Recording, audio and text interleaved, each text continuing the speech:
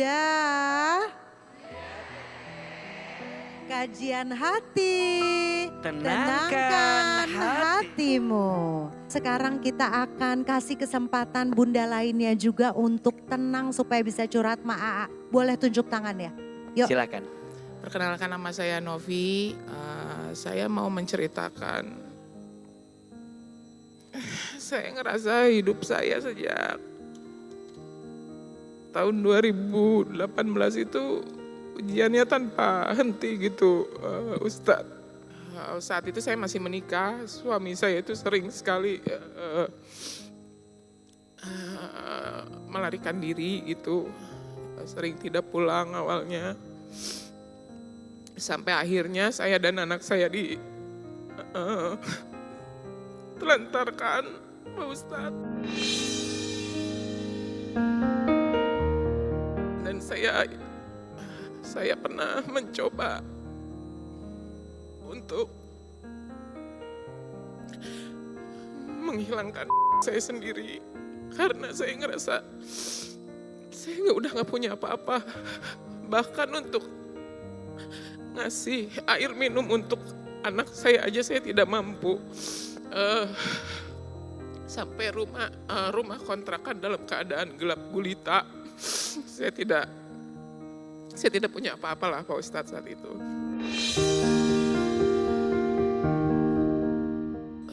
Cuma tragisnya saya kehilangan ibu saya dengan cara yang tragis karena himpitan ekonomi.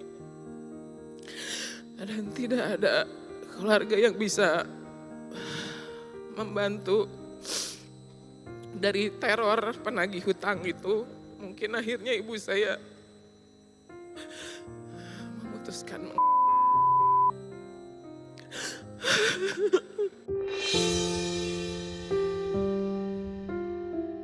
akhirnya di 2022 itu saya memutuskan menerima tawaran kerja, pergi ke Thailand.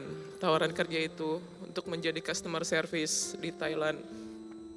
Tapi kenyataan berkata lain, saya tidak menjadi customer service di Thailand, melainkan saya menjadi korban perdagangan manusia ke Myanmar.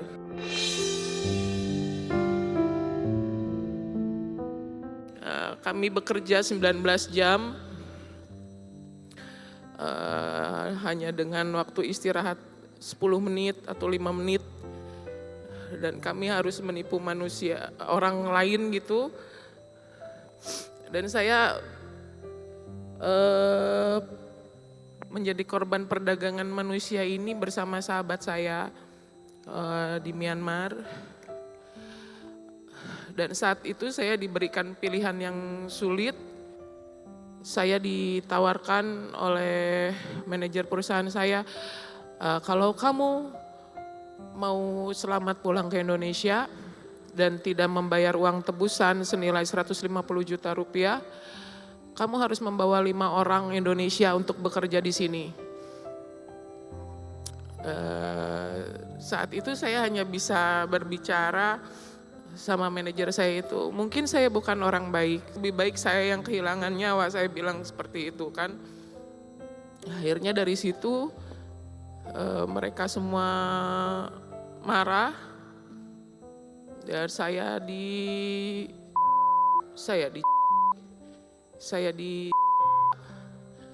menggunakan dalam keadaan tangan terborgol, menggunakan pipa besi, bambu, dan alat setruman. Setelah rekan saya luka parah, sudah berceceran di lantai, saya dijebloskan ke sel hitam. Kenapa disebut sel hitam itu? Karena lebih buruk dari sel penjara, Pak Ustadz. Itu ruangan tanpa cahaya sama sekali, ruangan yang sangat sempit, diisi oleh 3 orang, tidak ada toilet. Kayak gitu, di situ saya benar-benar apa ya, mungkin bukan putus asa, tapi sudah pasrah.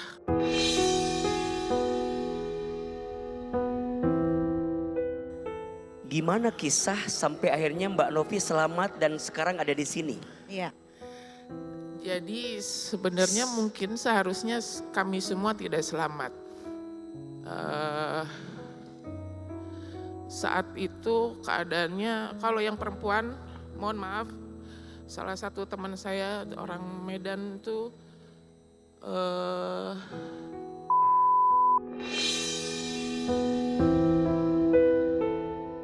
yang melindungi warga lokal, kemudian yang evakuasi pun warga lokal. Cuma saya tidak bisa menyebutkan identitasnya karena dari awalnya dulu diperintahkan seperti itu agar masih tetap mau menyelamatkan kita. Masih banyak kan korban-korban perdagangan manusia yang nyangkut di Myanmar, Mbak. Iya.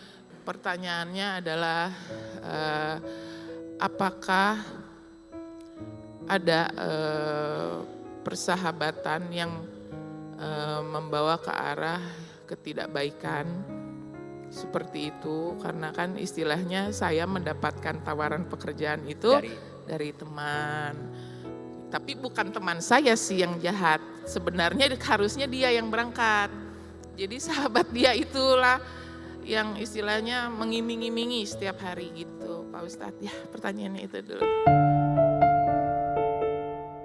Silakan AA. Bunda, ini tadi kita mendengar kisah yang sangat panjang tentang hidup seorang manusia.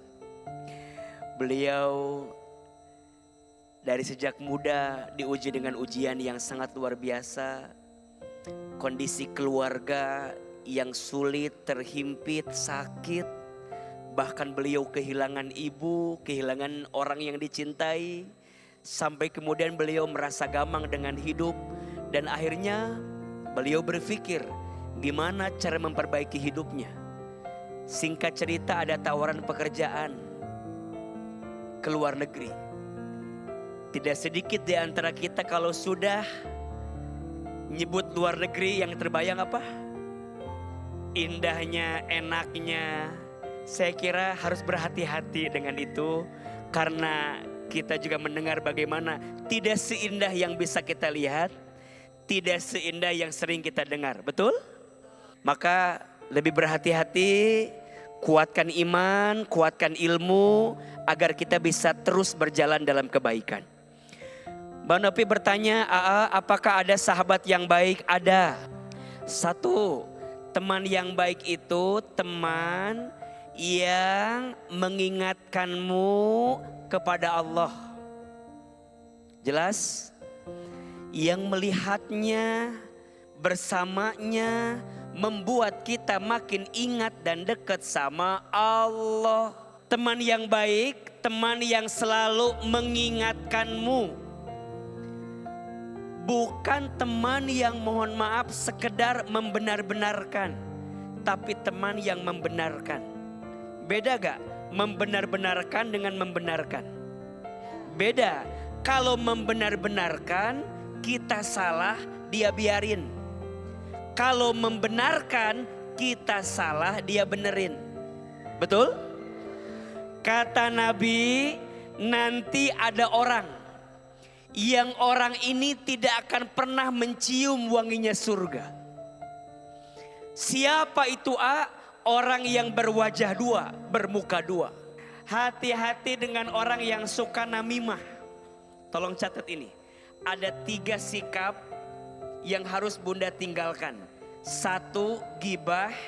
2, fitnah. 3, namimah. Gibah itu orang yang suka menceritakan aib orang lain. Itu namanya apa? Hati-hati. Dosanya seperti memakan bangkai saudara sendiri. Betul? Yang kedua, fitnah.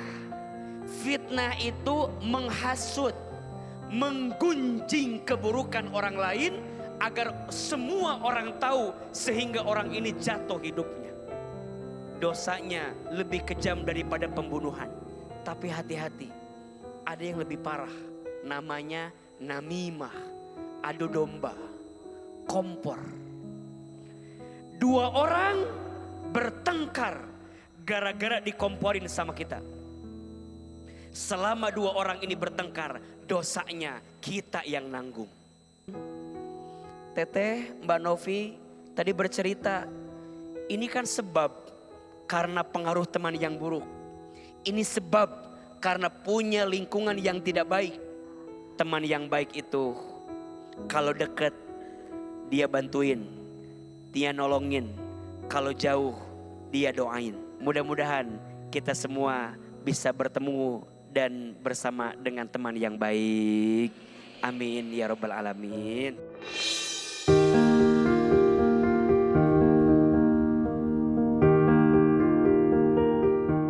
Per satu orang itu 112 juta. Sedangkan itu kan hak kita kan selama kerja di Myanmar itu tidak mendapatkan gaji sama sekali selama 8 bulan bekerja itu.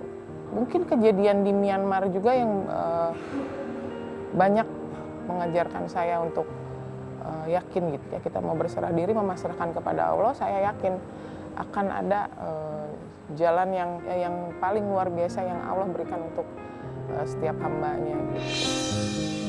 Sekarang kita akan kasih kesempatan untuk jamaah yang ada di Masjid At-Thohir Tapos ini untuk bertanya secara langsung dengan Ahilman. Langsung tunjuk tangannya Bunda yang tinggi. Ayo. Silakan. Assalamualaikum warahmatullahi wabarakatuh. Alhamdulillah saya sudah menikah sudah 29 tahun kemarin. Dan qadarullahnya saya sudah sendiri karena suami saya meninggal bulan Juli tahun lalu. Awalnya saya depresi Pak Ustadz. Saya punya anak satu dan alhamdulillahnya Allah titipkan walaupun bukan anak kandung saya, beliau anak angkat saya. Dan ketika suami saya dipanggil Allah secara mendadak, dan saya sangat terpuruk dan bertanya kepada Allah, kenapa saya yang diberi ujian ini? Kenapa saya tidak menua bersama beliau? Yang saya tanyakan, apakah boleh Ustadz saya selalu berdoa? Saya minta tidak dipanjangkan umur saya. Itu saja, terima kasih. Wassalamualaikum warahmatullahi wabarakatuh. Bunda, kehidupan dan kematian itu adalah ketentuan Allah. Kita nggak bisa milih kapan waktunya, di mana tempatnya, sebabnya apa. Kullu nafsin dha'iqatul maut. Setiap yang bernafas, setiap yang berjiwa pasti akan bertemu dengan yang namanya kematian. Nabi SAW memberikan gambaran kepada kita bahwa seseorang akan diwafatkan sesuai dengan kebiasaannya saat hidup di dunia. Teruslah jadi orang baik agar saat ajal menjemput kita, kita sedang berada di jalan kebaikan itu. Dan itulah yang disebut dengan husnul khatimah. Orang yang wafat dalam keadaan baik. Tentu jawabannya tidak boleh Bunda berdoa, ya Allah panggil saja umur saya. Tidak boleh. Tidak boleh Bunda minta, ya Allah pendekin aja umur saya, biar saya buru-buru balik sama suami saya. Jangan. Sering Ahilman bilang ya, kenapa sampai hari ini kita masih diberikan umur? Dua tujuannya. Satu, kita yang masih diberikan umur karena Allah tahu dosa kita sangat banyak. Sehingga Allah berikan kesempatan kita bertemu Ramadan. Agar apa? Agar kita bisa banyak bertaubat minta ampun kepada Allah atas setiap dosa yang pernah kita lakukan. Betul? Dan yang kedua, boleh jadi karena Allah tahu amal kita masih sangat sedikit. Kalau kita mengandalkan kemampuan kita, pasti ada batasnya, betul? Tapi kalau kita melibatkan Allah yang ngasih kekuatan sama kita, pasti ada jalan dan kekuatannya. Salam buat anak di rumah, buat keluarga besar. Semoga Allah melembutkan dan melapangkan hati bunda. Amin ya rabbal alamin.